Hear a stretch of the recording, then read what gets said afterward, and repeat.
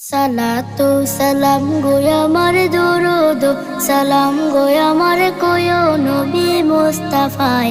তোমরা যদি যাও গো মদিনায়, তোমরা যদি যাও গো মদিনায়, মদিনা শরীফের মাটি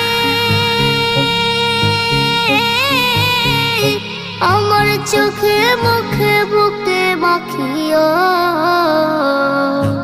এমন পবিত্র মাটি, এমন পবিত্র মাটি আমার নবীর রওজায়।